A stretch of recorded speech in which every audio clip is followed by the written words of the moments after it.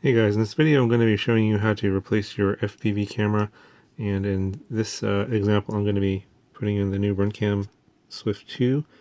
And since this has a built-in microphone and also an OSD, it's going to be wired up a little bit differently, so I just want to show you some of the differences. First off, you got to take the top off by unscrewing the 6 screws on the top, take the top lid off, take the side plates off, and then I unscrewed the side plates from the camera here.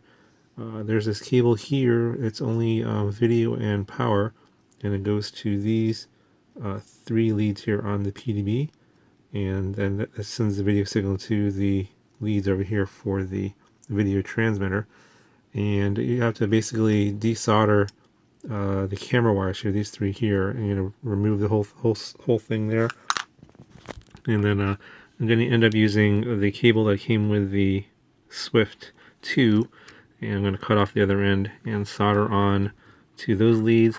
And also I'm going to solder on the VBAT to the PDB directly to the battery voltage.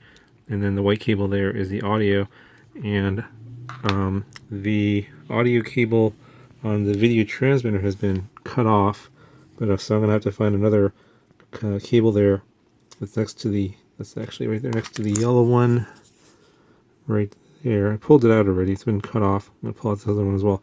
The audio is the 4th one here next to the yellow cable, which is the video. So I'm going to be adding that, and it's just going to be going from the basically straight from the camera all the way to the video transmitter. Just going to pass the cable underneath the flight controller, and that'll give me audio from the microphone, and the VBAT will give me the voltage from the battery. So let me do a few more things. I'm going to desolder this and do a few steps here, and then I'll show you my progress. Okay, got all the wires soldered on and connected. I got the camera connected here. The blue wire here is the VBAT, and I have that soldered directly onto the positive battery lead right there. And I got my power and video cables here on the PDB. That's coming from the camera as well. And then this white cable is the audio, and I have that soldered to this green wire here that goes to the video transmitter connector, and it looks like that. And something else that you should be aware of is that you should check the voltage that's coming out of here. It looks like they have 5 volts going to the video transmitter and 12 volts going to these pads here. I'm going to double check that with the multimeter, but you should make sure that whatever voltage you set for these connections here will be working with your camera. So you should double check your voltage range so you don't smoke any cameras out there. Let me go ahead and I'll put all this together and I'll show you what it looks like after that.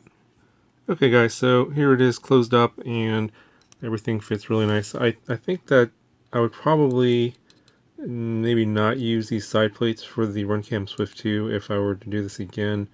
I had to find some different shorter M2 screws here to screw into the side of the camera, because the ones that came with the Swift 2 were a little bit too long and I couldn't get it to tighten down. So with some shorter M2 screws it did work.